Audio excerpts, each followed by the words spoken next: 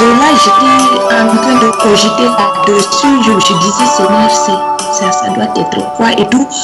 Et c'est en fait, tout à l'heure, quand j'écoutais l'enseignement au niveau où le frère il parlait de, en fait, quand l'enfant, par exemple, il voit des choses et qu'il commence à, comment on appelle ça, à imiter par exemple Jackie Chan ou Jet Li ou des trucs comme ça, et après, ben, tu le grondes et après l'enfant arrête. Et tu penses que voilà, que comme tu l'as grondé, il a arrêté et ça veut dire que la chose est disparue de lui jusqu'à ce que l'enfant, à un moment donné, il réclame la chose. Il te dit, ben, je veux m'inscrire à un truc de karaté ou un truc de, comment on appelle ça, des arts martiaux, trucs comme ça. Et c'est là que tu vois qu'en fait, le Jet Li là qui était entré soit par les yeux, qu'il avait vu à la télé ou il l'avait vu où, et ça se matérialise, voilà, l'enfant, ça revient.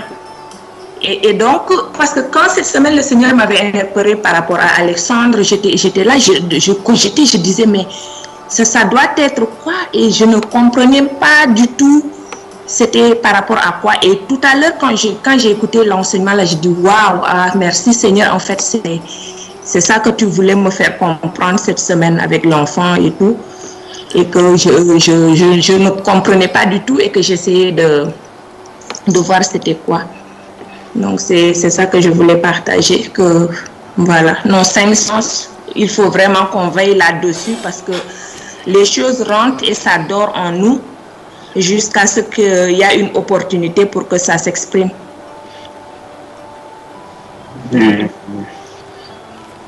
Il a même répondu à la question qu'on avait posée il y a longtemps, là, la sanctification par l'esprit, la différence entre l'âme et l'esprit. Récemment, là, je crois. D'accord. Voilà. Le corps et l'âme. Ah, il est là. Nous aussi, nous sommes contents, bonsoir frère Junior, il est là même. Alors, mon frère. Shalom, shalom, bonsoir, ça fait plaisir de te recevoir parmi nous.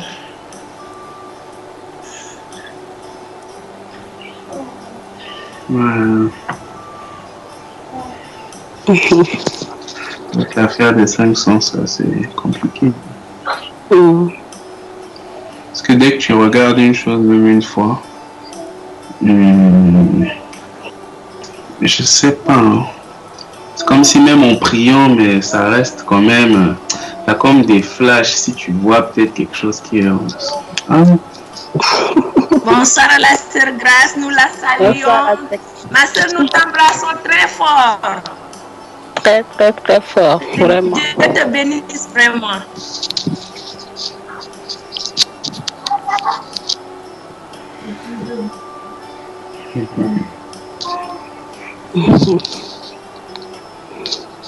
Nous aussi, ça vibre pour vous, nous aussi. Amen.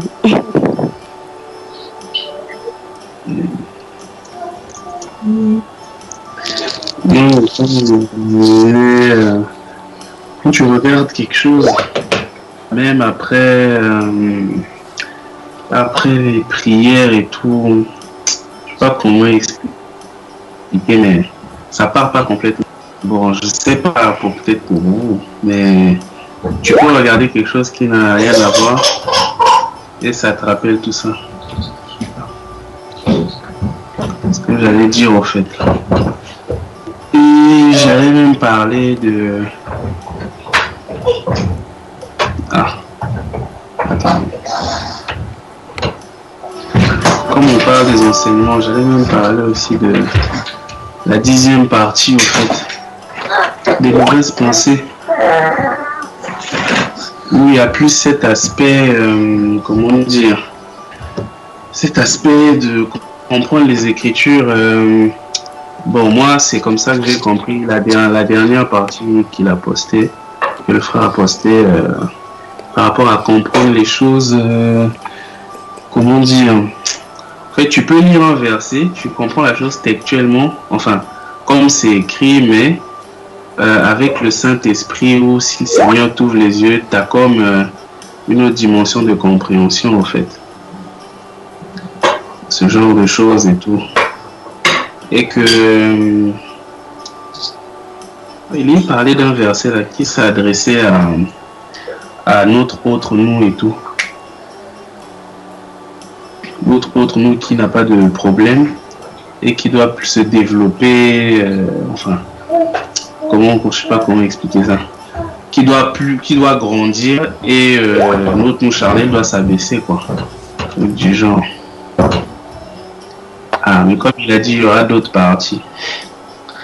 On attend les autres parties là. Déjà les parties qu'on a là, j'ai l'impression que quand tu reçus ça, tu comprends les choses différentes. En fait, c'est comme si tu redécouvrais ça, quoi. C'est ça, on n'en finit pas. Mais je pense que ça va de pair avec aïe, désolé. Ça va.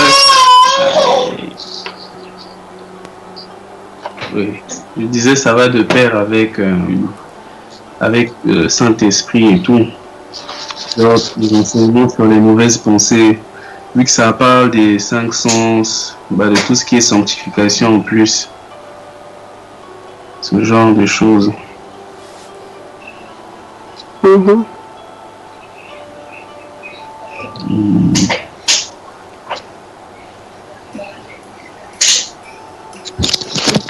Quand moi j'écoutais l'enseignement par rapport à ce que la sœur Odile vient de dire là par rapport à son fils sur tout ce qui est rentré là, on lui dit de se calmer, ça reste là. Mais moi je me suis vue moi-même. Moi je me suis vue moi-même. Tout ce qu'on a eu à faire, à quoi on a été exposé, tout ce à quoi on a participé. Le Seigneur nous a fait grâce, nous a ouvert les yeux. Et puis, on sait que tu sais, au fond de toi, à des moments qu'il y a plein de choses, c'est seulement là. Il faut toujours continuer à rester seulement au pied du Seigneur pour le dépouillement et notre délivrance là, c'est tout. Vraiment, si ça ne nous fait pas grâce, moi je me suis vue moi-même, tout ce qu'on subit dans la chair, toutes les tribulations, toutes les oppressions, toi-même tu sais, quand ça rentre là, ça rentre facilement, mais pour sortir là, c'est que la grâce du Seigneur qui nous fasse grâce seulement, quoi. Nous fasse grâce seulement. Attends, je vais vous partager. Regarde. J'étais dans la cuisine et je ne sais pas ça fait combien d'années que je n'ai pas écouté les Gypsy Kings, parce que quand j'écoutais la musique là, moi j'étais à fond dans les Gypsy Kings et c'était mes trucs. Et je suis dans la cuisine, bizarrement, depuis des années, je n'ai jamais chanté les Gypsy Kings et ça me vient comme ça les mots et je commence à chanter en espagnol dans ma cuisine, tout ça. J'étais dépassée quand j'ai saisi ma bouche seulement, j'ai dit oui, c'est revenu, c'est dedans. C'est fort. Je me suis arrêtée net. Et je commence à dire, mais attends, depuis combien d'années même, j'ai même pas entendu Gypsy Kings, même pas en marchant quelque part. Et c'était là, j'ai dit, Seigneur, si tu ne viens pas là, c'est chaud seulement. Ça, c'est pas sûr. C'est ça, c'est fou comment ça revient. Oui, c'est vrai que quand on fait au-dedans, c'est vrai que quand on demande au Seigneur, parce que dans les prières, je dis, Seigneur, s'il y a encore des choses qui sont là-bas et qui sont cachées, il faut les montrer. Et comme ça, ça monte au cœur comme ça, pam pam, et tu commences à chanter. Je dis, waouh, ça là, c'était encore là-dedans. Je dis, aïe, c'est fort. C'est ça, dans les enseignements, le frère dit la boîte de nuit, là, tu ne vas plus, mais tu les ramènes, c'est dans ton cœur. C'est ça, j'ai dit, mais j'étais dépassée, parce qu'en fait, c'était même une chanson en français, et quoi, mais j'ai dit, attends. Et les paroles revenaient correctes, comme ça, comme du temps où je les écoutais, j'ai dit, non, pardon, ça c'est fou, c'est encore dedans, là. Ah, que le Seigneur nous aide seulement. Moi, quand ça commence, on dit Seigneur, secours, Seigneur. Aide-moi. Il y a une qui décide des chansons, qui décide de te persécuter une journée. Ça va commencer le matin jusqu'à la nuit. Dès que ça vient, tu attends que tu dis, oh Seigneur, au secours seulement, au secours. Enlève-moi ça. Ça n'arrête pas, ça te persécute bien, ça te lâche il faut. C'est seulement la grâce du Seigneur qui nous fasse grâce vraiment. On sait que là, c'est nos retours. On n'a même pas le choix, on sait d'où on vient. Donc, on n'a plus retourner, qui nous délivre seulement.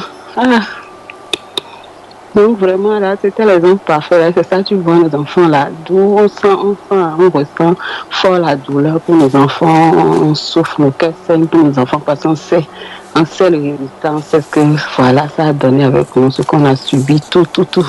On pouvait recommencer, mais on sait que le Seigneur a permis tout cela en son temps pour un but aussi.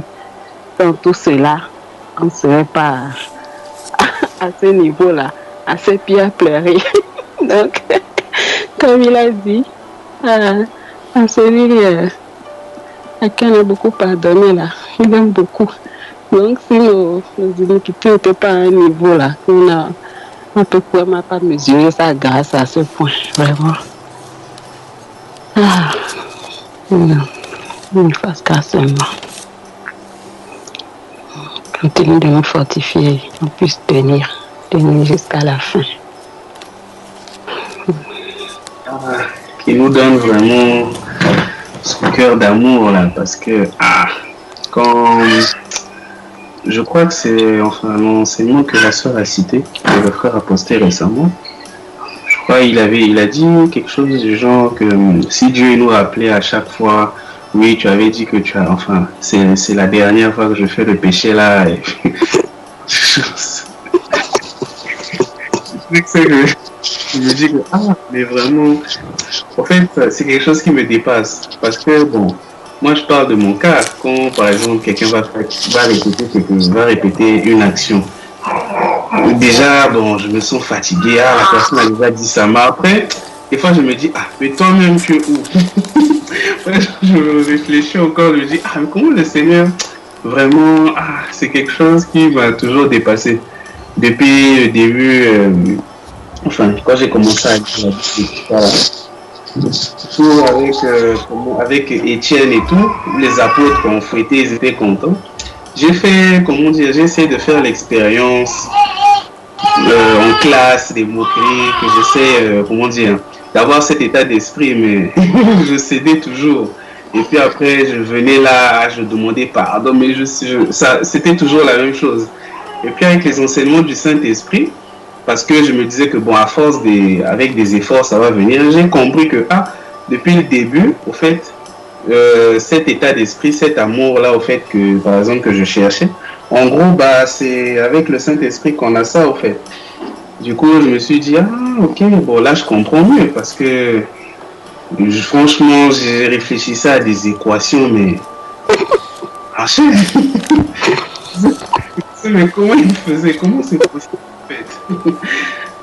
Parce que tu ne peux rien dire, mais ton cœur, il chauffe, et puis des fois, tu as comme des pensées où c'est comme si tu regrettais, j'aurais dû répondre, j'aurais dû faire ça, mais alors que bon, là, ça revient au même d'avoir réagi, en fait.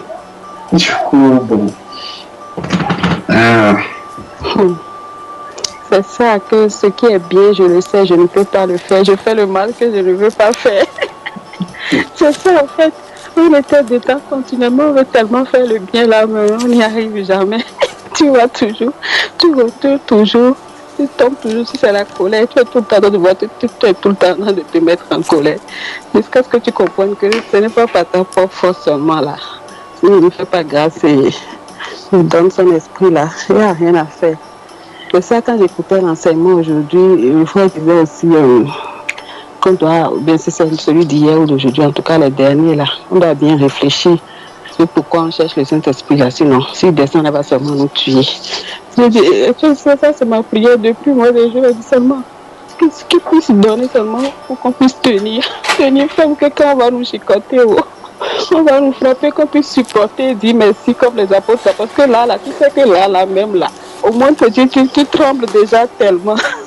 Tu as tellement de peur, tu as tellement de crainte. Tu sais que le niveau là, on y est trop loin sans le Saint-Esprit là, qui ne tiendra pas, qui nous donne seulement ça là. Mais comme c'est pas nous qui dirigeons, si moi je devais choisir seulement ce qui me donne les Saint-Esprit pour supporter, me cacher comme ça. Pour supporter tout ce qu'il y a pour à supporter et à tenir ferme jusqu'au bout pour lui. À pouvoir prendre position et à supporter tout pour le Seigneur, par amour pour le Seigneur. C'est qu'il nous fasse cette grâce-là seulement.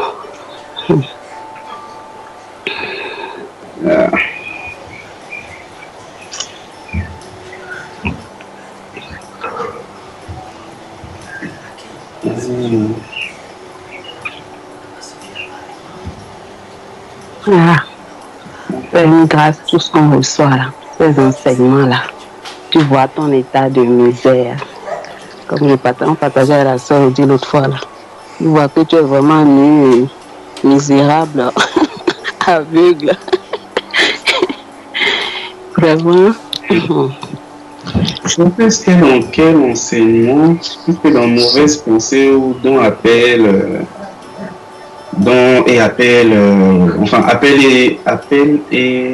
appel aux dons spirituels, face à date et tout. Je suivais ça et quand il avait parlé d'un message qu'il avait reçu, comme quoi on devait vraiment se tenir prêt par rapport à notre cœur et tout, avant que le Saint-Esprit arrive, avant le réveil et tout ça là. Parce que quand il sera là, il y aura en gros ce qui s'est passé avec Ananias et Saphira, ce genre de choses au fait. Donc, depuis, j'étais plus en mode, je priais, Saint-Esprit vient, Saint-Esprit vient, mais après, la prière a changé, elle change d'abord mon cœur. C'est ça, tu réfléchis. Je me suis dit, là je suis là, j'arrive même pas à contrôler ce pensée. S'il y a le réveil là, mais non. Malheureusement, c'est des choses qu'on ne peut pas contrôler de nous-mêmes.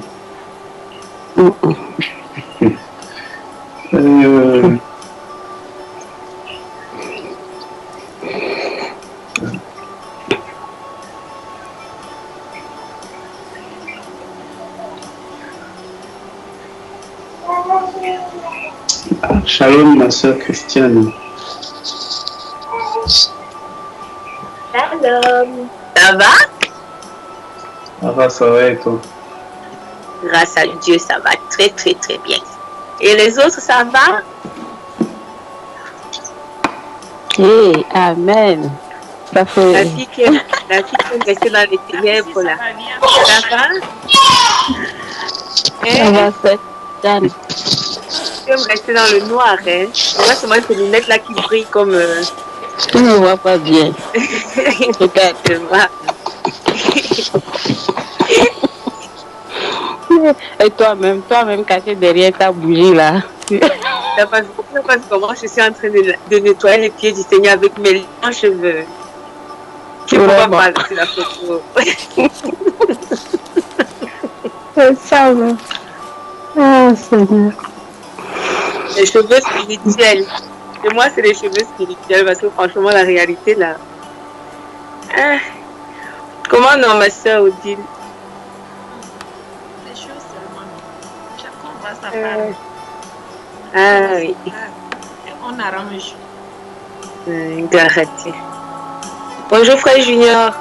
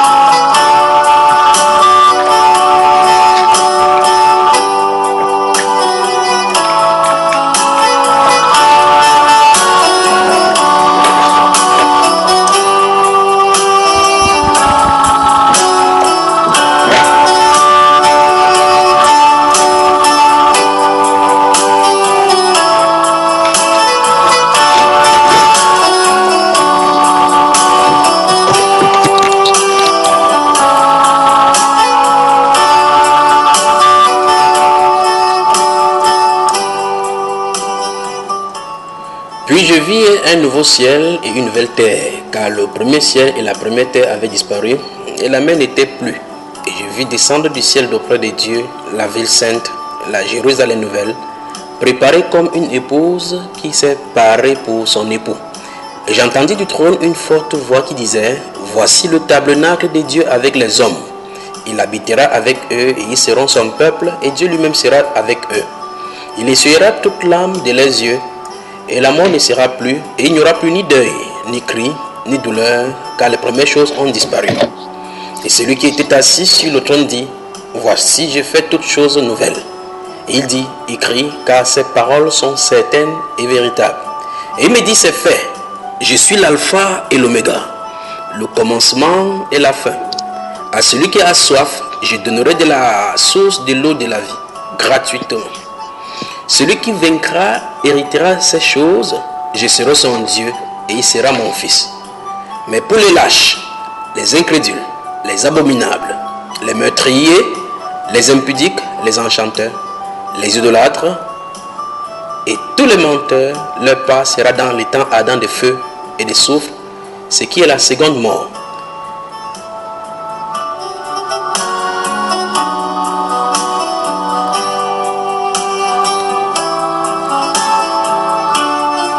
C'est avec ces 8 premiers versets de Apocalypse chapitre 21 que nous souhaitons la bienvenue à tous ceux qui nous rejoignent sur Bamba Eba maintenant. C'est Berger dans la Sainteté, autre édition qui commence ce soir.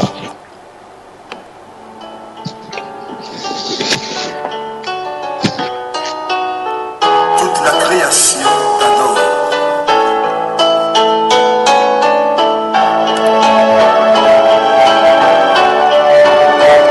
Tu es le véritable. Emmanuel Yoba, bonsoir.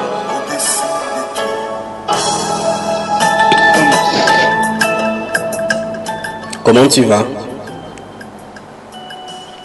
Ça va, par là, c'est Dieu.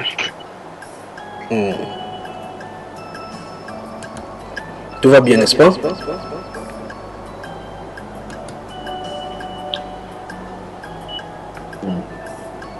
Oui, que moi, oui. On peut dire comme ça, c'est ça? On peut dire que tout va bien. La sœur MM, bonsoir.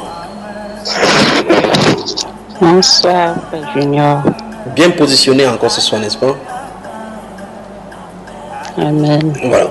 Je crois que j'ai un retour avec un écho dans mon casque. J'ai pris la sœur Grâce, la technicienne maison qui se trouve dans ce studio, de veiller à nous arranger cette situation-là. Comment va notre fille MM? Elle va bien grâce au Seigneur, mon frère. Amen. La seule et l'unique qui s'appelle Christian. Christian en anglais, ça veut dire un chrétien. La sœur chrétienne, bonsoir toi. Bonsoir mon frère. Donc tu es né chrétienne, n'est-ce pas? Amen. Tu es né chrétien. Que le Seigneur te bénisse. Les enfants vont bien aussi. Oui, grâce à Dieu, les garde. Le Seigneur les garde. Vraiment, merci beaucoup. Ok. Les garde. En tout cas, que le Seigneur vous bénisse. Voilà. De l'autre côté, la sœur OS. J'ai toujours cet écho-là. Je ne sais pas si vous avez le même écho de l'autre côté. Vous avez le même écho, c'est ça, n'est-ce pas? Je ne sais pas ce que la sœur Grâce a touché. Est en train de toucher là. Je crois que ça va aller. Alors, la sœur OS, bonsoir. Bonsoir mon frère, que le Seigneur te bénisse. Qu'il te bénisse également. Grâce. Elle agite les mains derrière cette vitrine-ci. Que la grâce et la paix dont vous soient multipliées. Que le Seigneur vous bénisse. Nous sommes contents de vous voir ce soir. Et nous osons croire que nous allons passer une excellente soirée.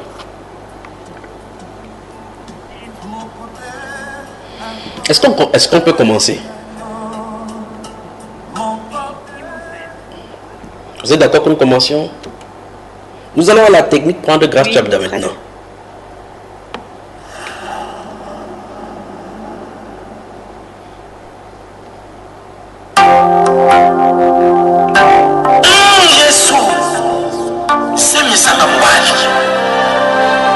Uzali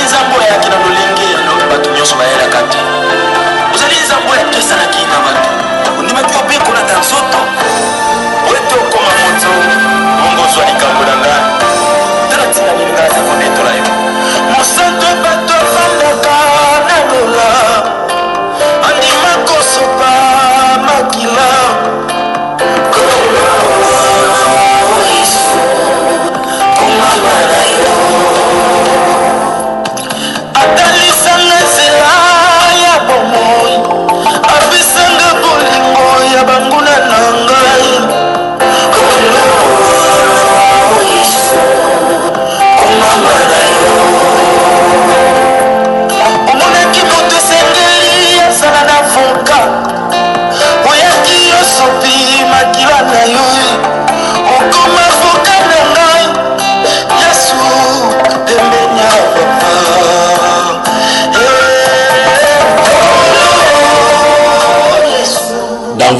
Dédicace oreilles distillées par Grace Chabda, le frère Odi Kabunga dans ses titres Zemi et Zanga Mobali, qui est une chanson tirée de l'album intitulé Le Silence de Dieu, sorti il y a cela près de 8 ans maintenant. Il n'y a point autre Dieu, il n'a pas fait campagne électorale pour être voté Dieu, il est éternel et sur sa tête ne se trouvera jamais de cheveux blancs. Il n'y aura jamais d'autre Dieu que lui, il ne changera jamais, nul n'est comparable à lui. Na 120 ans présidence et à la Kate, na lola ba élection au Kozalate.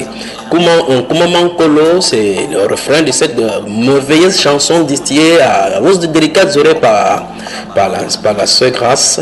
Au ciel, il n'y aura pas des élections ni de mandats. Tu restes Dieu pour toujours et pour l'éternité. Les présidents de la République sur la terre peuvent multiplier les mandats de 120 ans durant 200 ans, mais Dieu, lui, il est éternel.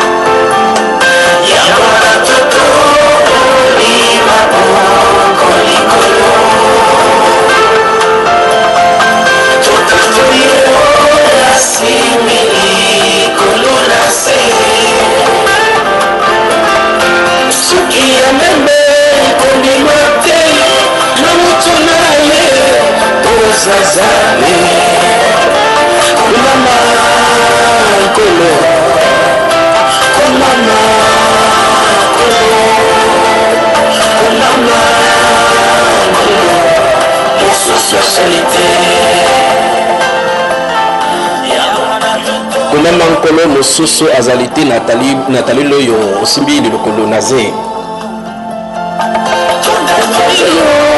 Simili se soki ya mende kondima te na moto na yo ozazabe komama kolo komama kolo komama kolo mososo azali te. Le frère Odi Kabango dans le titre Zemi et Zanga Mobali que vous pouvez retrouver sur YouTube en tapant ce titre-là ou bien tout simplement en cliquant sur Bamba Iba, Kokoma, Koumama, Nkolo. Oui, vous l'aurez certainement posté sur YouTube sur Bamba Iba. C'est un merveilleux cantique inspiré du Saint-Esprit de notre frère Odi Kobanga. Bozali Kolanda Belgique dans la sainteté, ça c'est sur Bamba Iba. Bonsoir encore une fois de plus, la sœur Odine Sané. Bonsoir à toi et bienvenue.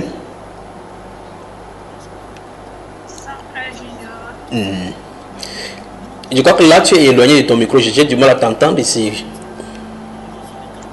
Bonsoir, ça va? Oui, ça va, je crois que les autres t'écoutent. Je ne sais pas si t'écoutes, tes soeurs et frères ont disparu de la circulation, je ne sais pas où ils sont partis.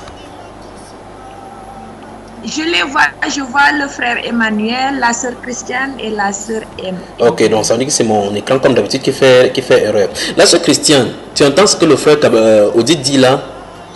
Le frère Odit Kabango dit dans cette chanson Zemi Zanga Mobali là. Le silence des dieux. Non, dis-moi. Le silence de Dieu? Oui, c'est l'album Le silence des dieux. De ce titre-là sorti des silences des dieux. Il dit que ton Dieu n'a pas besoin des élections ni des renouvellements de mandat pour se maintenir au pouvoir. Il est éternel, il n'aura jamais de cheveux blancs. C'est grâce à lui seul que nous pouvons l'adorer. Il n'y a point d'autre Dieu en dehors de lui. Pour d'autres, il y en a des divinités. Pour nous, il n'y a qu'un seul et c'est lui seul qui nous donne la grâce de lever les mains vers lui pour l'adorer. Qu'est-ce que tu en dis? Dis simplement Alléluia. La Sainte Grâce dit qu'elle veut vous servir encore cela que vous vous délectez maintenant. Vous êtes prêts?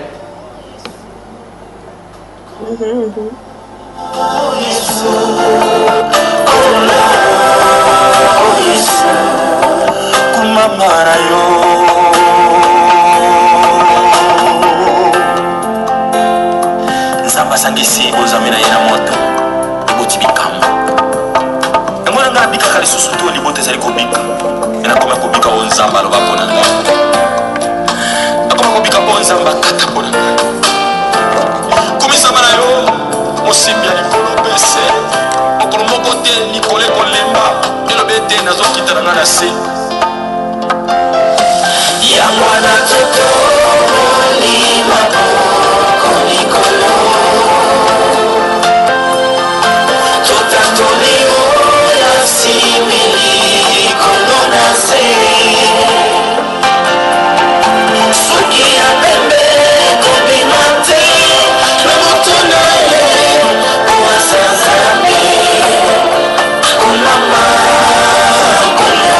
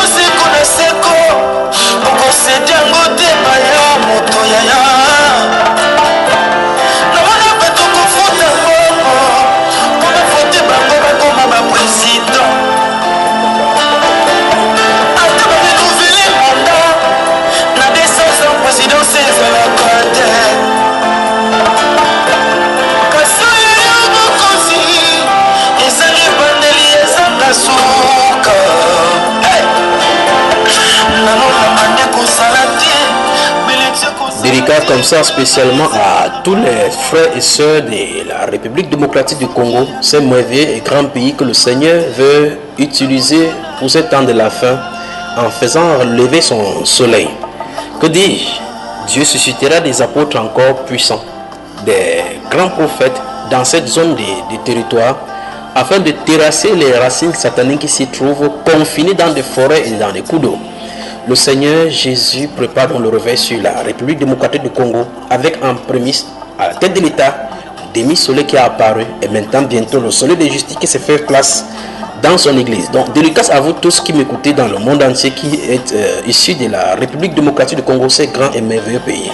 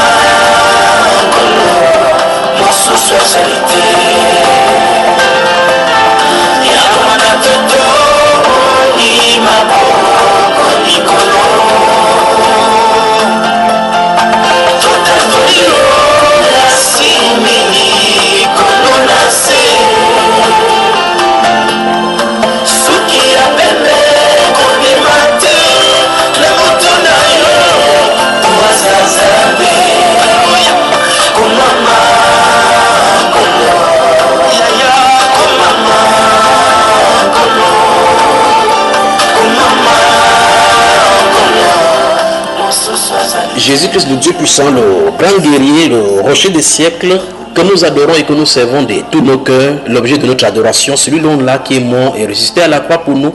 C'est grâce à lui que nous nous rassemblons ce soir dans Bénédiction dans la sainteté pour partager cet autre pain, cette autre tranche de son écriture, le pain, que dis-je, le pain quotidien.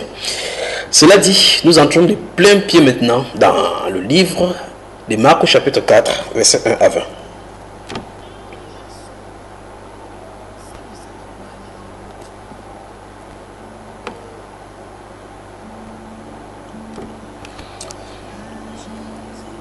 Qui va nous lire donc Marc chapitre 1.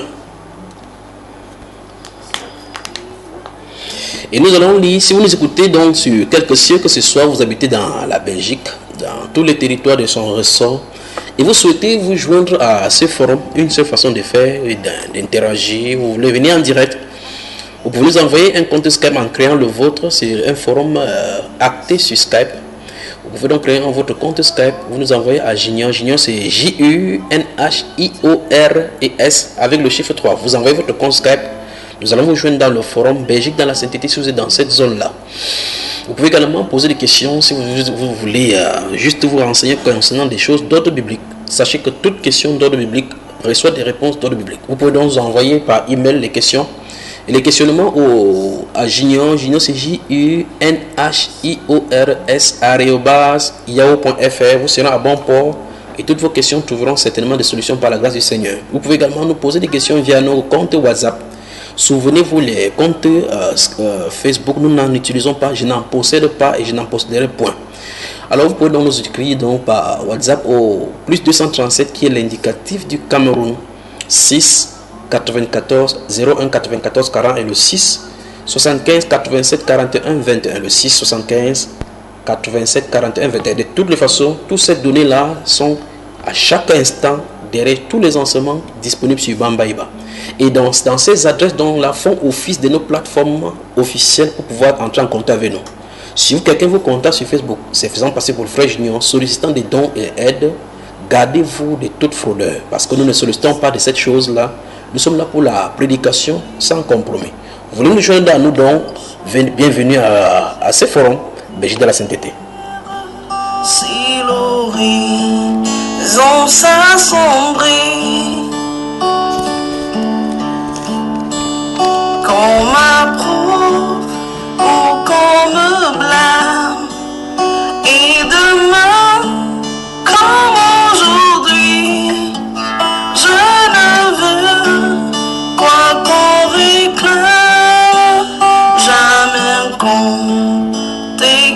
sur lui. Comment marquer un pas sans le Seigneur de notre âme, celui qui tient notre vie entre ses mains? Comment marquer un pas dans ce monde plein de ténèbres, plein de brigands, plein d'ennemis dans toutes les directions, dans les eaux, sur la terre, dans les airs, dans le soleil? Comment marquer un pas sans compter sur lui d'heure en heure, minute par minute?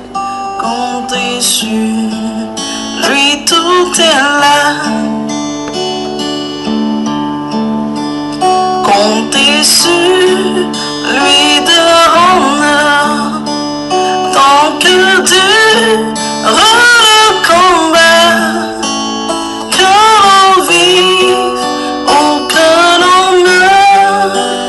Comptez sur lui, tout est là. Puisse le Seigneur ajouter à la lecture de sa parole les bénédictions. Nous comptons sur toi, Seigneur. Maintenant, alors la lecture.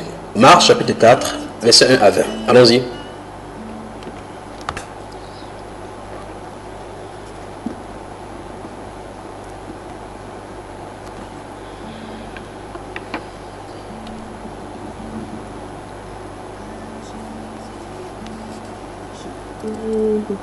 J'ai une version un peu spéciale. Non. Français courant. Non, laisse-nous dans le français courant. Laisse-nous le français courant des policiers avec les gardiens du temple. Là. Laisse, ma soeur. D'accord, courage. Qui a sa connexion qui est bonne et claire. Hein? Ok. Ça va chez moi? J'essaie. Et oui, essaie voir, ma soeur. J'espère que nos chers auditeurs n'auront pas du mal à t'écouter. Alors, Marc chapitre 4, verset 1 à 20. Jésus se mit de nouveau à enseigner au bord du lac. La foule se rassembla autour de lui, si nombreuse qu'il monta dans une barque où il s'assit sur le lac. Toute la foule était à terre sur le rivage. Il leur enseignait beaucoup de choses en paraboles. Il leur disait dans son enseignement: écoutez, un semeur sortit pour semer. Comme il semait, une partie de la semence tomba le long du chemin. Les oiseaux vinrent et la mangèrent. Une autre partie tomba dans un sol pierreux, où elle n'avait pas beaucoup de terre. Elle leva aussitôt, parce qu'elle ne trouva pas un terrain profond. Mais quand le soleil parut, elle fut brûlée et sécha, faute de racines. Une autre partie tomba parmi les ronces. Les ronces poussèrent et l'étouffèrent, et elle ne donna pas de fruits. Une autre partie tomba dans la bonne terre. Elle donna du fruit qui montait et se développait, avec un rapport de 30, 60 ou 100 pour 1. Puis il dit: que celui qui a des oreilles pour entendre, entende. Lorsqu'il fut seul avec eux, ceux qui l'entouraient avec les 12 l'interrogèrent sur cette parabole. Il leur dit: c'est à vous qu'il a été donné de connaître le mystère du royaume de Dieu. Mais pour ceux qui sont à l'extérieur, tout est présenté en parabole, afin qu'en regardant, ils regardent et ne voient pas, et qu'en entendant, ils entendent et ne comprennent pas, de peur qu'ils ne se convertissent et que leurs péchés ne soient pardonnés. Il leur dit encore: vous ne comprenez pas cette parabole? Comment donc comprendrez-vous toutes les autres? Le semeur sème la parole. Certains sont le long du chemin où la parole est semée. Dès qu'ils l'ont entendue, Satan vient et enlève la parole qui a été semée en eux. De même, d'autres reçoivent la semence dans un sol pierreux. Quand ils entendent la parole, ils l'acceptent aussitôt avec joie, mais ils n'ont pas de racines en eux-mêmes. Ils sont les hommes d'un moment. Et dès que surviennent les difficultés ou la persécution à cause de la parole, ils trébuchent. D'autres encore reçoivent la semence parmi les ronces. Ils entendent la parole, mais les préoccupations de ce monde, l'attrait trompeur des richesses et les passions en tout genre pénètrent en eux, étouffent la parole et la rendent infructueuse. D'autres enfants reçoivent la semence dans la bonne terre. Ce sont ceux qui entendent la parole, l'accueillent et portent du fruit avec un rapport de 30, 60 ou 100 pour 1. Amen. Amen. Bon. Ma soeur a voulu lire juste la parabole sans l'interprétation. Relis-nous encore le 6e au 8e. Alors, ma soeur, 6e encore 8e. Non, prenons à partir du 7, du 5, du verset 5 à 8. Encore.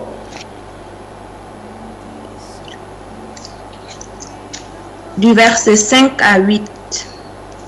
Une autre partie tomba dans un sol pierreux, où elle n'avait pas beaucoup de terre. Elle leva aussitôt parce qu'elle ne trouva pas un terrain profond.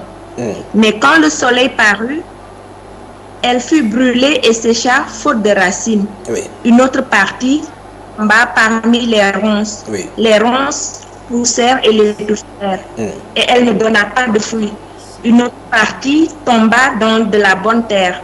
Elle donna du fruit qui portait et se développait, qui montait et se développait, avec un rapport de 30, 60 et 100 pour 1. Voilà. Maintenant, l'interprétation. Oui. L'interprétation maintenant au verset 15 à 20. Allons-y encore, l'interprétation. Alors, 15 à 20. Oui. À partir du verset 15. 15, oui. Certains sont le long du chemin où la parole est semée. Dès qu'ils l'ont entendue, Satan vient et enlève la parole qui a été semée en eux. De même, d'autres reçoivent la semence dans un sol pierreux. Quand ils entendent la parole, ils l'acceptent aussitôt avec joie. Mais ils n'ont pas de racines en eux. Ils sont les hommes d'un moment. Et dès que surviennent les difficultés ou la persécution à cause de la parole, ils trébuchent. D'autres encore reçoivent la semence parmi les ronces.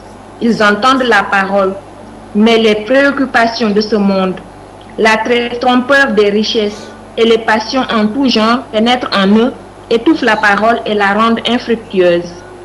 D'autres enfin reçoivent la semence dans de la bonne terre. Ce sont ceux qui entendent la parole, l'accueillent et portent du fruit avec un rapport de 30, 60 ou 100 pour 1. Amen. Puisse le Seigneur ajouter la bénédiction vraiment à la compréhension de cette parole. Avant d'épiloguer sur le sujet que nous allons voir ce soir, plaise au Seigneur, j'aimerais d'abord vous donner un devoir que vous allez travailler dans ce chapitre-ci. Ça concerne le verset 15 de première interprétation.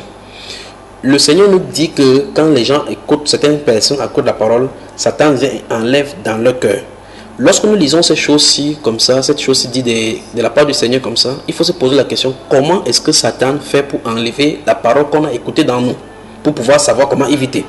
Parce que si on ne sait même pas déjà comment il le procède, on ne peut même pas savoir si on est en train d'être déségrené de notre parole, de la parole que nous avons écoutée, ou mieux encore, on ne saura même pas que la parole est sortie de nous. Alors le Seigneur dit, les uns sont le long du chemin où la parole est semée, quand ils l'ont entendu, aussitôt, c'est-à-dire aussitôt qu'ils l'ont entendu, Satan vient et enlève la parole qui a été semée en eux. Donc quand on prêche, ça pénètre à l'intérieur là-bas. À cet instant, Satan entre et il fait quelque chose. La question donc que je vous demande, donc, je vous envoie comme sujet de recherche, c'est que vous essayez de trouver au travers des Écritures et des exemples bibliques, comment est-ce que Satan fait, d'après les Saintes Écritures, pour extirper la parole qui a été semée. Vous savez, quand vous avez eu à faire le champ, vous pouvez voir si vous avez eu à planter le maïs. Je me souviens même quand nous étions petits, partions au champ, après avoir débroussé, nous mettions le maïs dans les sillons. Quand vous mettez, vous allez dégrainer le maïs, il y a les oiseaux, les corbeaux qui sont là. Si tu mets un peu de maïs et que ce n'est pas bien profond dans le sol, ils viennent creuser devant vous. C'est-à-dire pendant que vous allez avancer dans l'autre sillon, les oiseaux viennent là-bas et ils font avec les pieds comme ça, ils enlèvent le maïs.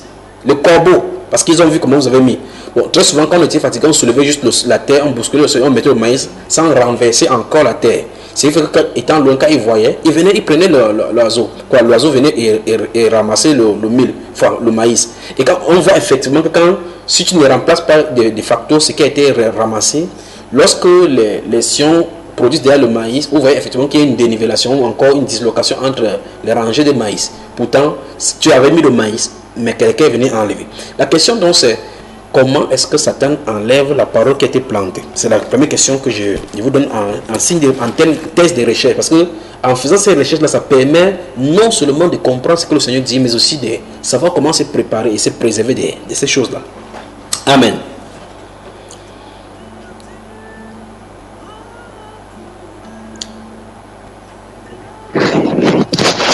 Amen. Voilà. Donc, le sujet sur lequel je vais prendre consonance, c'est cette thèse-ci, c'est le verset 7 et le verset 19. Je vais les lire maintenant en parallèle.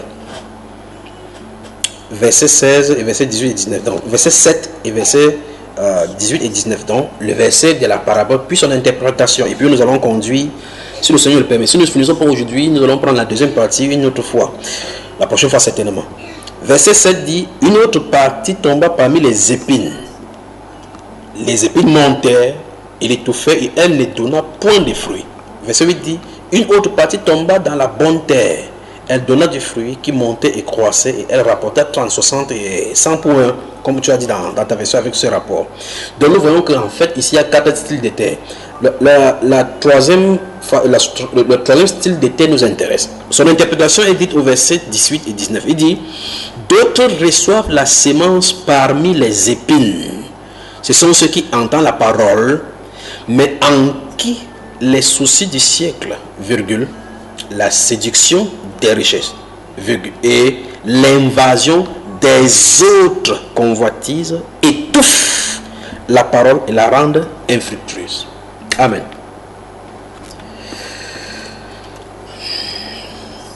Ce soir, dans Belgique dans la sainteté, j'aimerais parler du sujet tenir dans l'adversité. Si vous le voulez bien.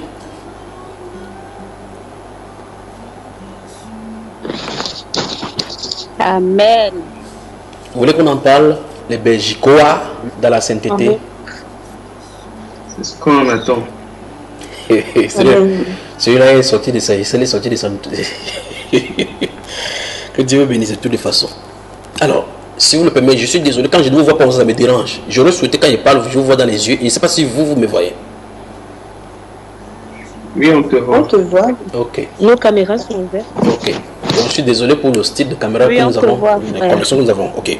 Maintenant, écoutez-moi très attentivement. Je vais parler du thème tenir dans l'adversité. Dans tenir, je vais entendre par tenir, c'est rester ferme. Et dans adversité, je parle, enfin, dans l'adversité, il y a le mot adversaire qui en vient. Ça veut dire que malgré qu'il y a de l'adversaire devant nous, nous sommes appelés à tenir. Je suis là ce soir avec ce message venant de lui pour nous dire que nous devrions tenir malgré l'adversité. Quel que soit le nombre de l'adversité que nous pouvons avoir, que ce soit des calomnies, que ce soit des médisances, que ce soit de la faiblesse, que ce soit quelques formes que ce soit que l'adversaire peut utiliser pour nous procurer notre adversité à nous dans notre marche chrétienne, la Bible déclare que nous devions tenir.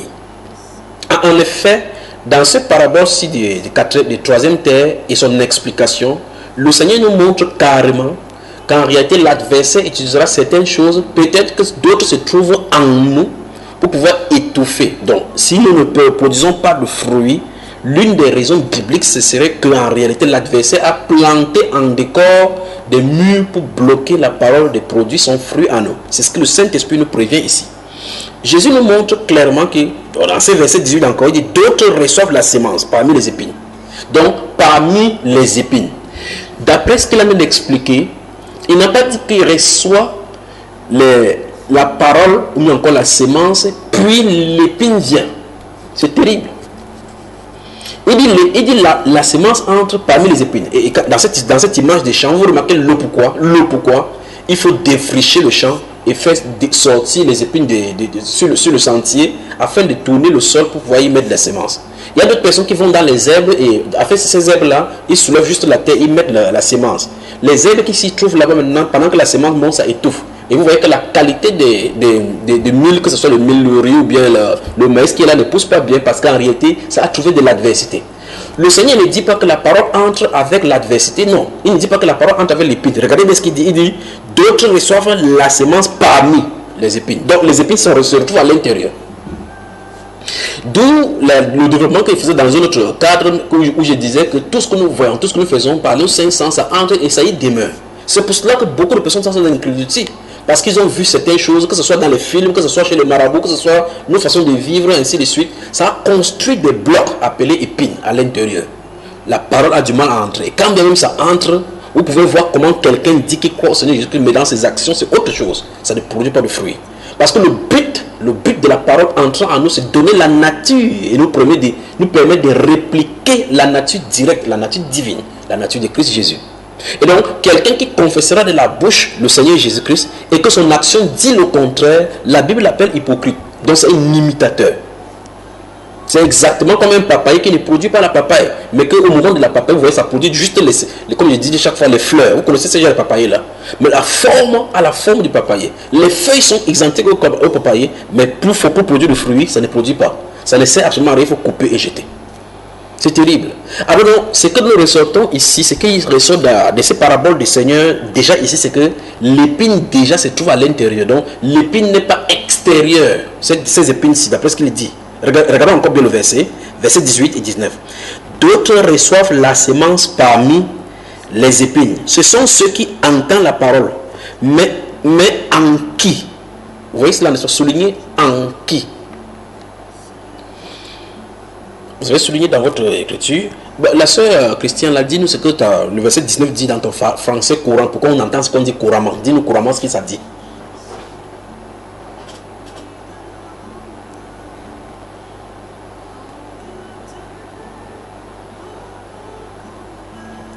Est-ce qu'elle m'entend même? Vous voyez pourquoi quand il ne vous voit pas, ça me dérange, non? Excusez-moi, je lisais, mais j'avais oublié que j'ai coupé le micro. Voilà. Mais les préoccupations de ce monde, l'attrait trompeur de la richesse et les désirs de toutes sortes pénètrent en eux. Ils étouffent la parole et elle ne produit rien. Donc ta version dit que ça pénètre plutôt. Vous voyez clairement qu'en réalité, quelqu'un ne peut pas rester comme ça, la convoitise vient de l'extérieur. Que tu le veux ou pas, quand tu n'es pas en Christ, ça se trouve en toi déjà. Parce que tu as déjà eu à voir, tu as déjà eu à entendre des choses. Ça se trouve là-bas, donc la racine déjà se trouve là, ou encore la sémence initiale. Lorsque ça commence à se manifester et métamorphoser, c'est quand tu commences à toucher à la parole que ça se développe pour pouvoir étouffer cela. C'est pour ça que les mondes peuvent vivre dans le péché sans que ça ne leur dit absolument rien. Mais ils ne trouvent pas ça gênant. C'est quand tu t'approches de la parole que tu vois l'emprise du péché dans ta vie, comment ça te tient comme la chaîne. Parce qu'en réalité maintenant, le péché sent qu'il va perdre son pouvoir. Ça se manifeste. Donc ici, la Bible déclare que en qui les soucis du siècle, la séduction des richesses et l'invasion des autres convoitises étouffent la parole et la rendent infructueuse. Autrement dit, le corps, ou encore le temple, qui est censé être le temple de Dieu, ou encore le cœur de l'homme, est le champ de bataille par excellence du désir de Dieu et le désir de Satan. C'est le champ, c'est le terrain de football où tu entends, c'est Barça, Barcelone, Paris Saint-Germain. Ça se joue qu'à l'intérieur. Quand Satan il joue sa musique à l'intérieur de toi, tu entends comment les gens crient au stade, oh, c'est bon, il a chair de poule là, sur le corps. Donc, l'intérieur de l'être humain, c'est un terrain de bataille terrible. Qu'est-ce que Dieu veut? Dieu veut tout simplement que le cœur soit affermi par la grâce, afin qu'il puisse y demeurer et déposer sa volonté à l'intérieur, pour que l'homme intérieur puisse prendre la forme voulue par Christ, la forme de Christ.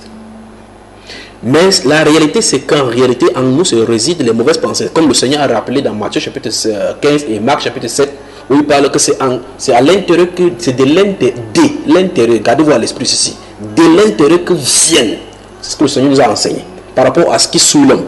C'est de l'intérieur que viennent ce qui souille l'homme.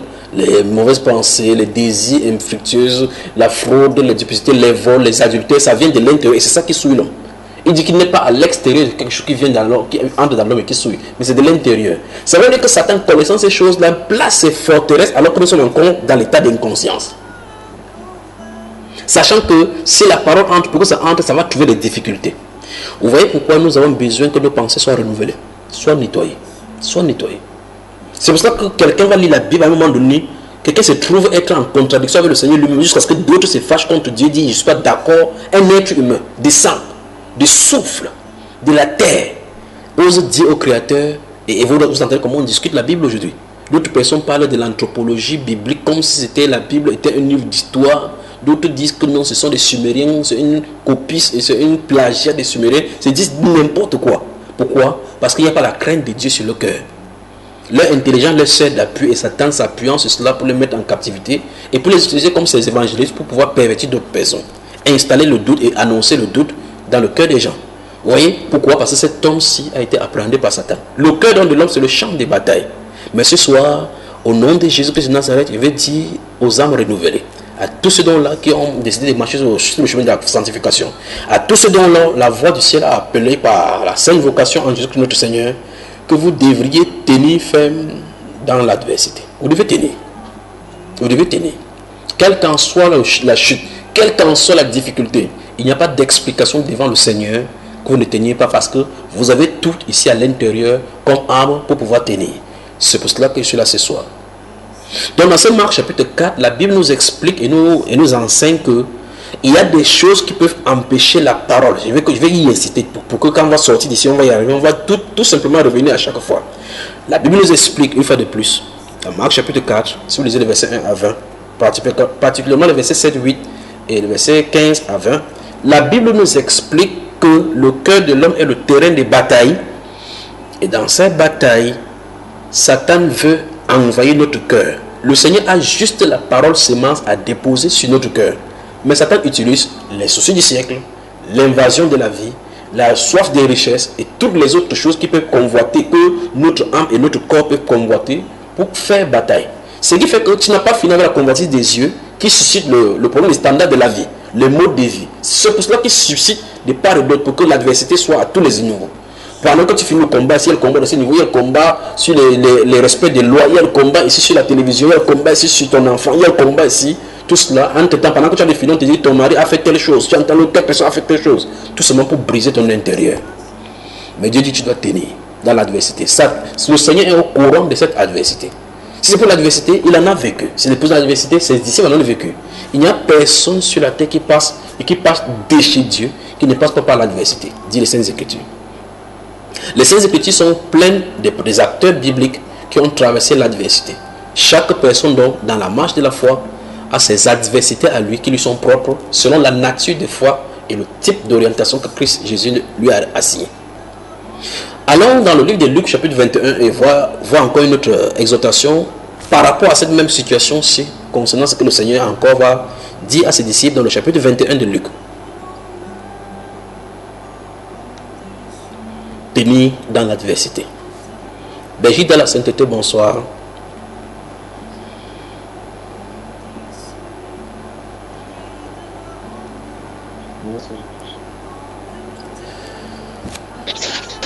Bonsoir, ingénieur. Je me sens vraiment bien, je vous le dis.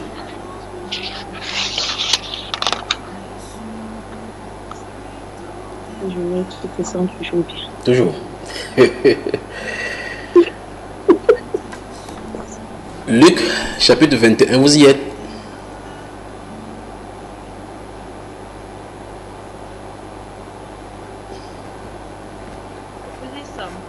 Voilà, verset 35-36, ma soeur.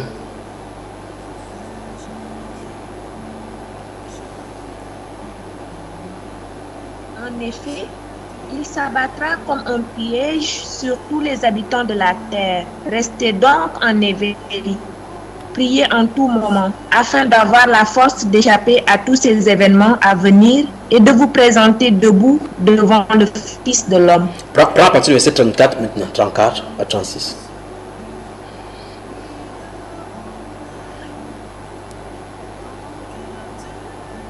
Faites bien à vous, peur que votre cœur ne devienne insensible au milieu des excès du manger et du boire et des soucis de la vie, et que ce jour ne fonde sur vous à l'improviste.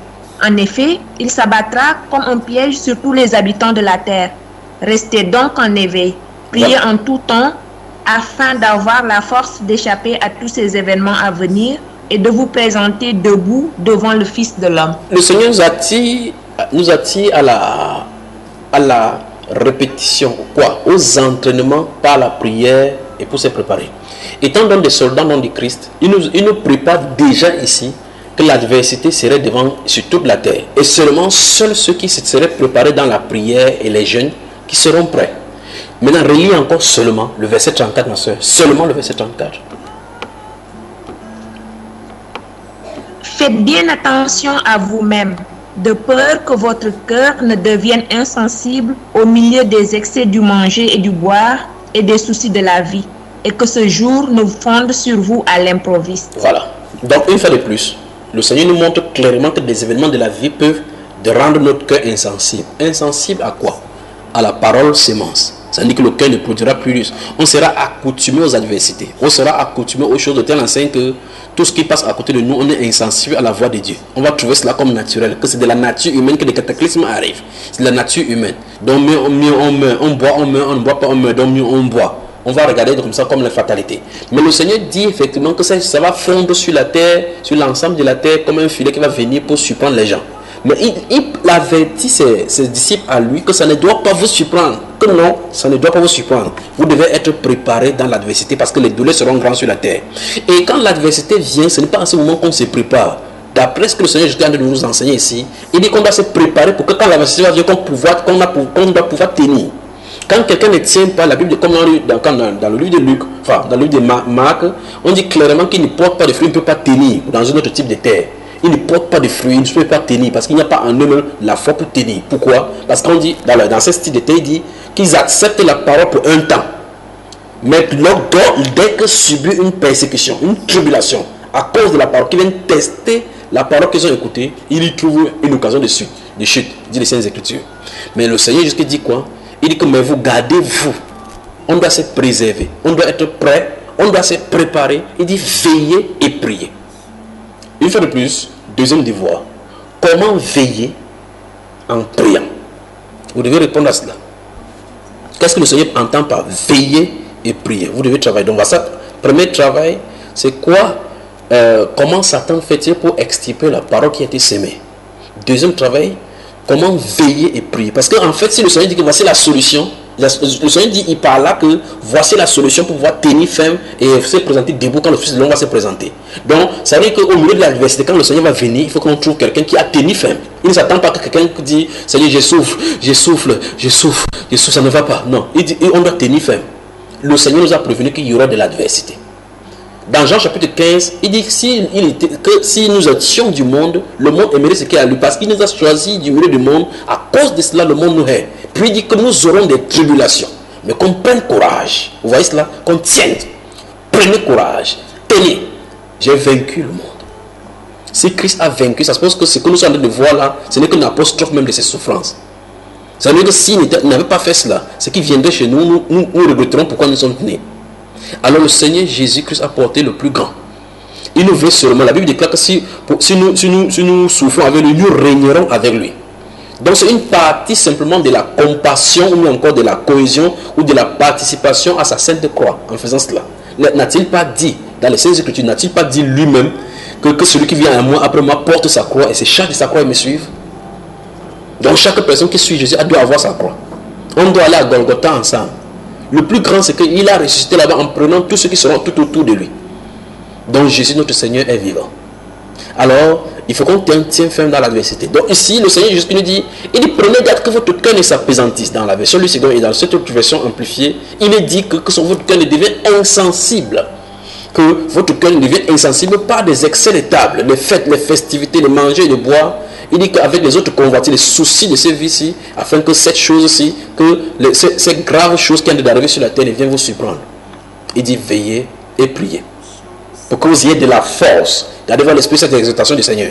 Veillez et priez afin que vous ayez de la force pour tenir et se présenter debout quand le Fils de l'homme paraîtra.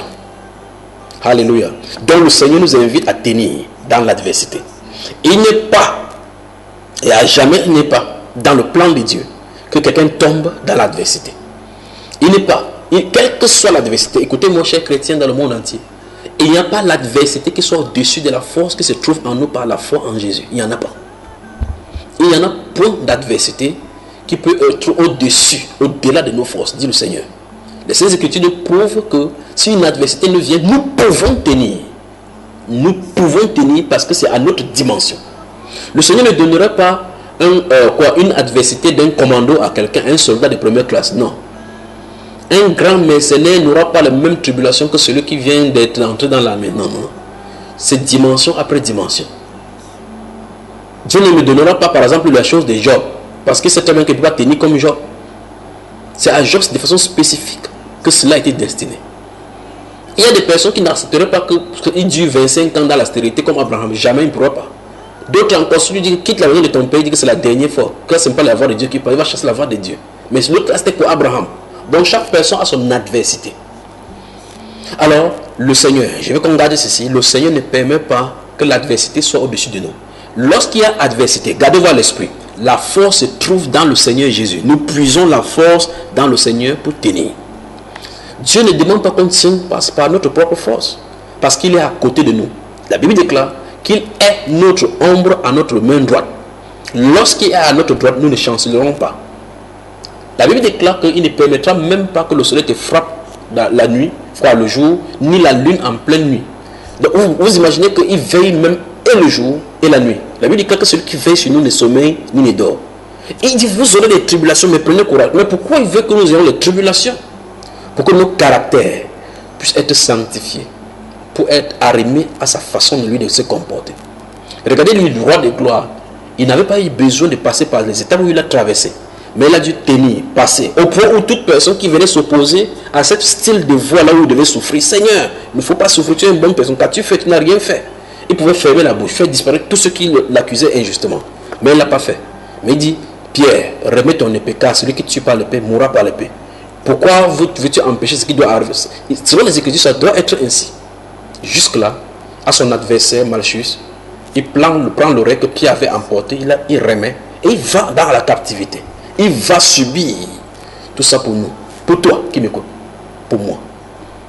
Jésus nous a montré la voie de tenir dans l'adversité en comptant sur le Seigneur. Père, je remets mon esprit entre tes mains. La Bible déclare que ceux qui souffrent remettent leur âme au fidèle Créateur. Je vous ai dit ces versets s'il m'a traversé pendant que j'avais le corona.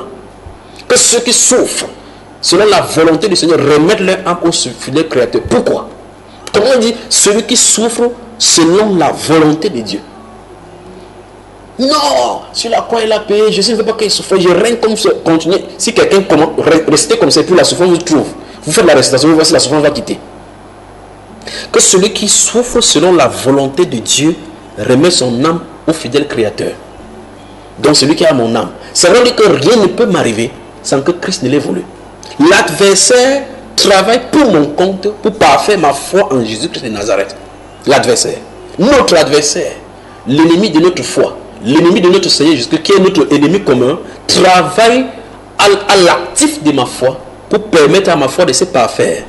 Dieu l'utilise comme un feu pour épuiser, pour épurer la boue qui est en moi afin d'extirper l'or qui réside en moi par la foi en Jésus-Christ. Il faut l'adversité. Mais nous devons tenir. L'or pour briller passe par le feu. Et pas n'importe quel feu, dans la fournaise, pour faire extirper toutes les impuretés. L'adversité est nécessaire pour parfaire notre foi, afin que nous soyons inébranlables, comme dit les Saintes Écritures, lorsque nous serons devant le Seigneur. L'adversité a pour but pas de nous tuer, pas de nous faire quitter le Seigneur, mais pour faire épurer notre âme, notre chair, afin que ça va compter sur le don qu'est Jésus-Christ notre Seigneur. Dans l'adversité, donc, il faut avoir une pensée certaine que 1. Dieu ne permettra pas qu'on soit tenté de notre force. 2. Cette adversité est pour nous une bannière pour nous présenter devant Dieu sans tache ni ride. 3. Cette adversité sert à épurer notre foi afin qu'on soit irrépréhensible. 4. Vous n'êtes pas seul dans cet état-là. Chaque saint qui sera passé sur la terre, il passe et chaque personne a son appel et son adversité, ses adversités. 4, 5, le Seigneur ne t'abandonnera pas. Quand bien même tu cries, il ne répond pas. Dans le silence, il est à côté. Car dit-il, je suis avec vous tous les jours jusqu'à la fin du monde. 6, ce n'est pas nous qui devons combattre encore. L'adversité, c'est lui qui est là. Le Seigneur est celui qui combat pour moi. Le Seigneur est celui qui combat pour moi. Qu'est-ce que je fais? Dans l'adversité, je reste dans le silence, dans la foi en Jésus-Christ mon Seigneur. L'adversité, nous devons y tenir. Amen. On peut continuer. Bon, je crois que les Belges sont fatigués. Il faut qu'on coupe la prochaine fois. On coupe la deuxième partie, c'est ça? Amen. Amen, on est là. Amen. Ok. La sœur est aux urgences. Bonsoir à toi. Bonsoir et bienvenue. Elle est en sous-marin. Bonsoir. Bonsoir, je suis encore aux urgences. Tu es aux urgences. Il y a des adversités là-bas. À gogo. Courage, ma soeur. Courage, d'accord? Tu sais, quand les gens viennent en urgence, il faut toujours regarder les yeux. Tu dis courage, courage, ça va aller. D'accord? Même si la personne est à l'extrême. D'accord? Amen. Ça va aller. Tu le regardes, tu dis qu'au-delà de nous que tu vois avec la blouse blanche comme ça, il y a un guérisseur puissant. Fais-lui confiance. D'accord, ma soeur? Amen. Amen. Tu sais que la parole du juste apporte la guérison, n'est-ce pas? Oui, mon frère. Voilà, que Dieu te bénisse. Donc ferme ton micro, tu nous suis doucement, d'accord? Amen. Voilà. Alors, après avoir lu Marc chapitre 4, verset 1 à 20, je résume. Nous avons vu qu'il y a un style de terre, et dans ce style de terre, l'un des styles de terre, la troisième que nous avons remarqué là-bas, c'est le cœur dans lequel se trouve la parole et dans lequel se trouvent enfouis les soucis et toutes les autres choses qui sont destinées à étouffer la parole pour que la parole ne produise pas le fruit escompté. Et nous sommes allés, nous avons vu clairement que l'une de ces choses-là, certaines de ces choses-là, c'est le souci de la vie, les excès de manger, de boire. Et ça appesantit le cœur. De telle enseigne que le cœur n'a plus besoin de prier. Parce que quand le corps se trouve fatigué et lourd par les graisses issues de ces repas, dit les Saintes Écritures, nous dormons seulement. Et Dieu nous exhorte donc de nous réveiller et de veiller et prier afin que nous ayons de la force pour subir ces choses-là et tenir ferme pour être devant le Seigneur. 2 Corinthiens chapitre 6, les 10 premiers versets.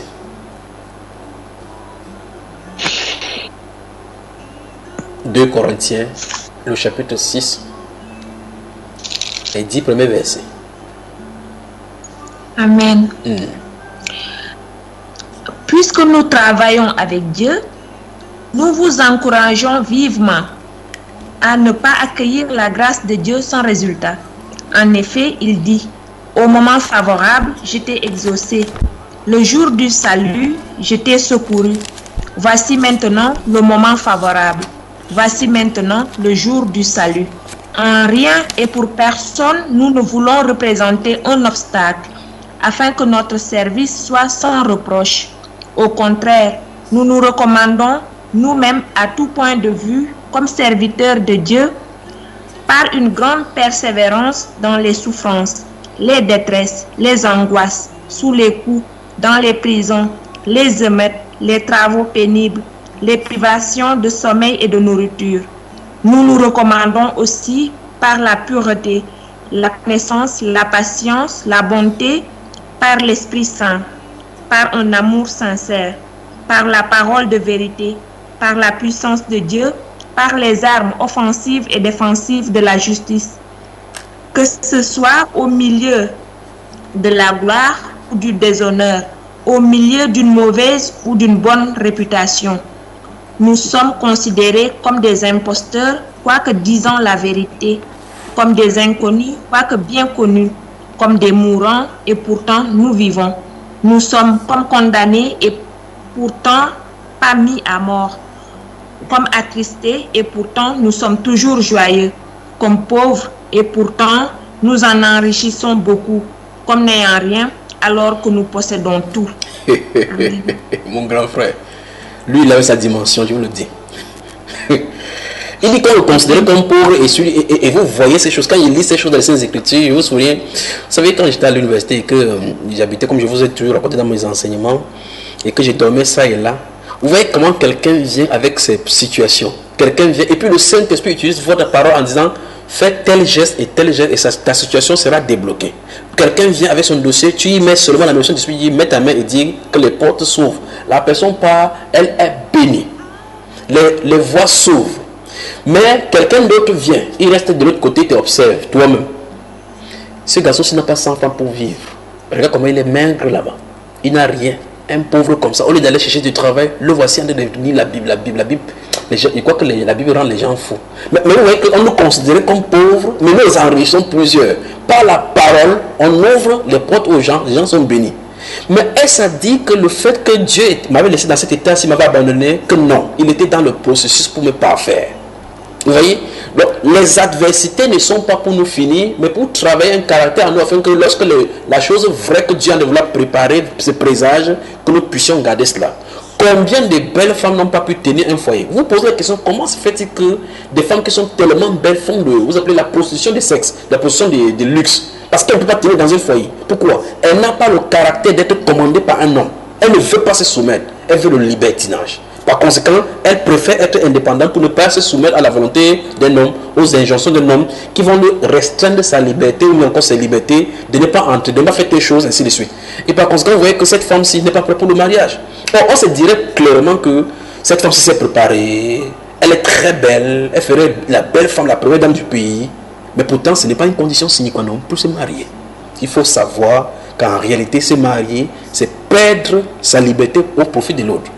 Limiter ses désirs au désir de l'autre. Vous voyez que quand cette chose n'est pas en nous, Parce que c'est pour ça que Dieu a dû tuer Adam littéralement pour ressusciter en sortie Ève à l'intérieur. L'un a été fait sans l'autre et l'autre a été fait sans l'autre. Vous voyez que Adam s'est levé, il a trouvé la femme. Quand on crée Adam, la femme n'était pas là. Donc ainsi de suite, Dieu fait le transition qu'on se rencontre et qui est cet inconnu dans l'autre qu'on doit accepter par la foi et l'accepter. Alors, voici des gens qui enrichissaient les gens, pourtant ils étaient considérés comme pauvres. Au milieu de la gloire et de l'ignominie, dit la Bible, de la bonne et la mauvaise réputation, dans le manque, dans les calamités, dans les jeûnes, dans les veilles.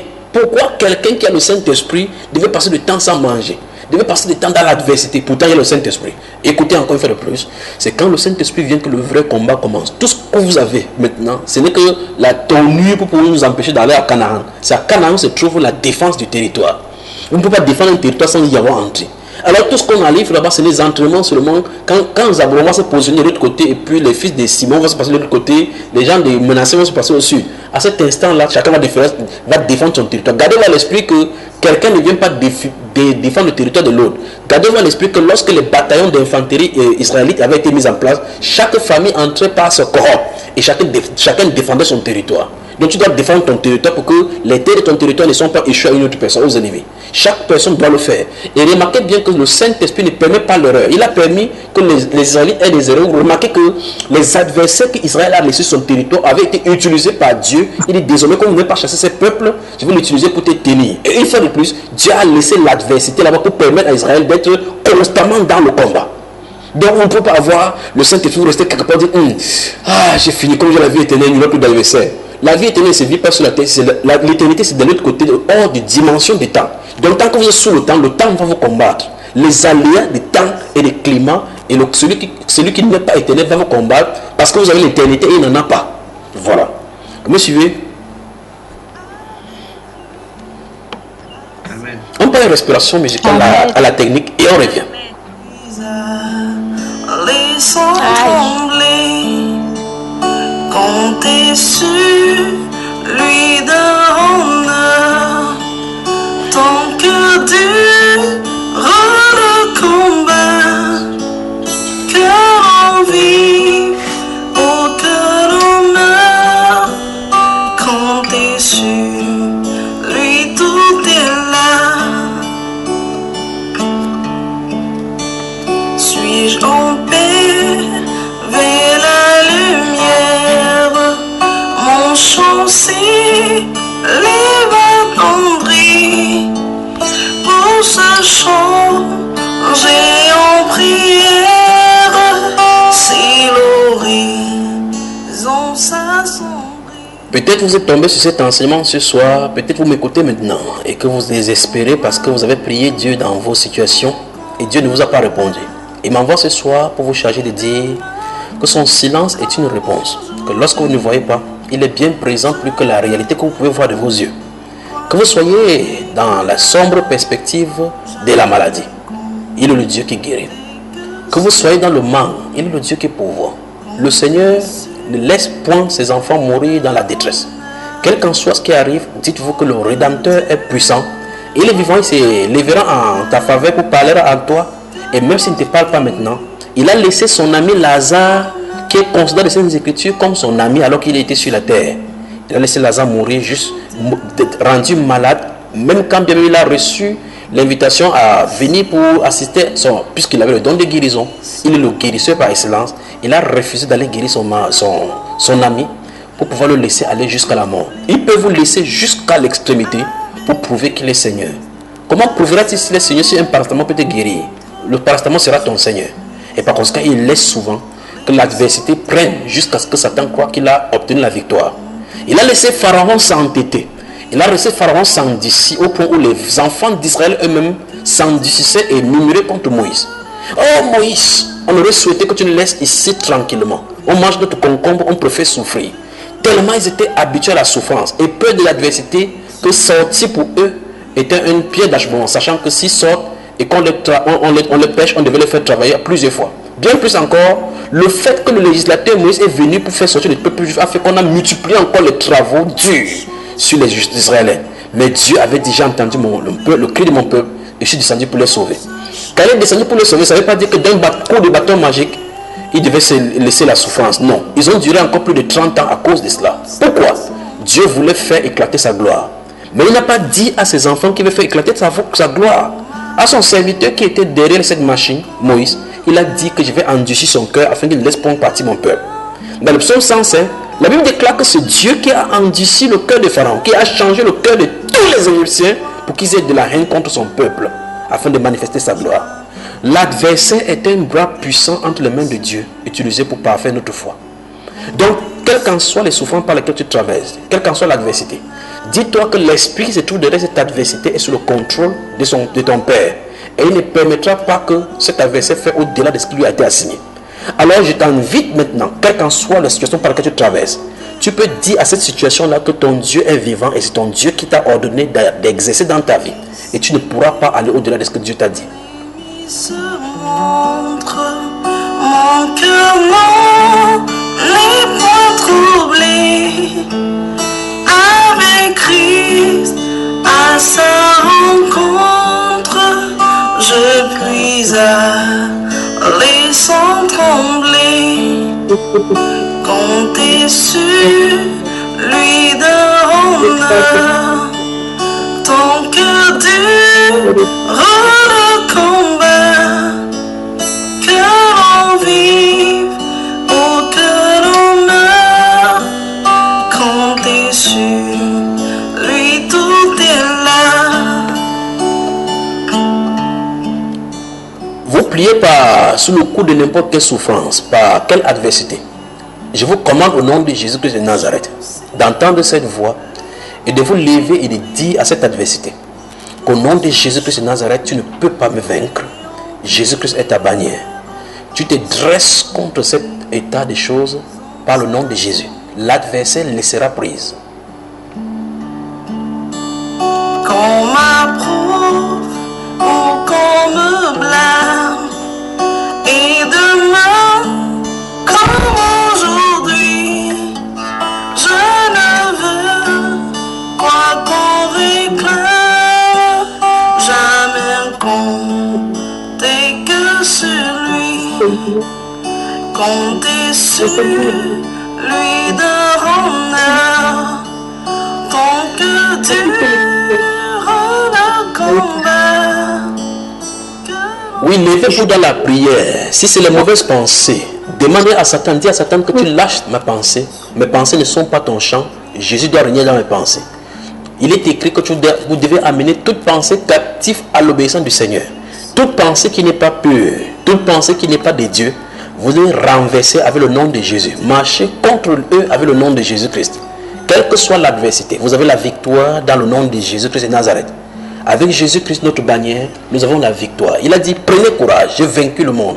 Il a dit, nul ne tiendra tant que tu vivras. Nul ne tiendra devant toi tant que tu vivras. Donc Dieu a donné le pouvoir à ses enfants de marcher contre l'adversité. Il n'a pas dit qu'il n'y aura pas d'adversité. Non, il a dit qu'il y aura l'adversité, mais nous avons le pouvoir contre eux. Que ce soit le serpent, que ce soit les scorpions, il a dit, voici, je vous donne le pouvoir de marcher sur les scorpions et les serpents et sur toute la puissance de l'ennemi, et rien ne pourra vous nuire.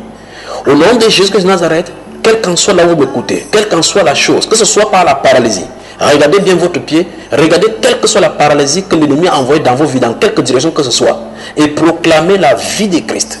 Au nom de Jésus, dis toi paralysie, toi adversité, en citant son nom, véritablement dans la foi dans le nom de Jésus, que tu n'es pas pour la mort, tu ne pourras pas me renverser la foi. Jésus-Christ est effectivement allé à la croix, il a vaincu, il t'a vaincu, il a dépouillé ton chef. Oui, je suis son enfant, tu ne pourras rien me faire. Je te commande de me lâcher au nom de Jésus-Christ. Suis-je en paix vers la lumière, mon chant s'élève attendri. Pour ce chant, j'ai en prière, si l'horizon s'assombrit. Qu'on m'approuve ou qu'on me blâme, et demain, comme aujourd'hui, je ne veux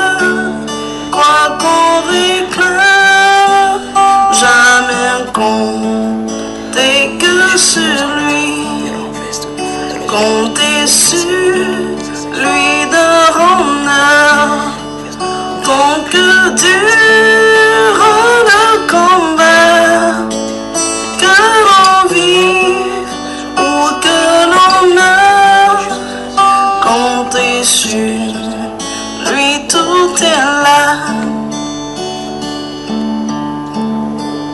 Comptez sur lui de honneur, tant que dure le combat, que l'on vive ou que l'on meure, comptez sur lui, tout est là. Je puis aller sans trembler, comptez sur lui de honneur, tant que dure le combat, que l'on vive ou que l'on meure, comptez sur lui, tout est là. Toi, adversité, tu as les oreilles, tu entends cette voix. Quel qu'en soit l'endroit où tu te positionnes dans la vie de mon frère, dans la vie de ma soeur, que ce soit dans le blocage dans la famille, que ce soit dans ses études, dans son mariage, dans ses finances, quel que soit le domaine que tu exerces ta domination, le Saint-Esprit te dénonce ce soir. Tu entends cette voix. Je te commande de lâcher prise maintenant au nom de Jésus. Tu n'as pas de pouvoir sur les enfants du Seigneur, sur mes frères et sur mes soeurs. Je me lève dans la prière maintenant contre toi et je me tiens maintenant devant eux avec la sainte armée du ciel. Au nom de Jésus-Christ de Nazareth, quel qu'en soit le lien qui te donne autorité d'avoir de l'adversité dans sa vie, dans leur vie, je te commande de lâcher prise maintenant au nom de Jésus-Christ de Nazareth. Toi, puissance des ténèbres, tu ne pourras pas avoir la victoire. Toi, esprit qui insuffle les mauvaises pensées. Toi qui suscite des désirs impurs dans la vie d'une soeur, dans la vie d'un frère. Toi qui insuffle les pornographies, les désirs sexuels impurs.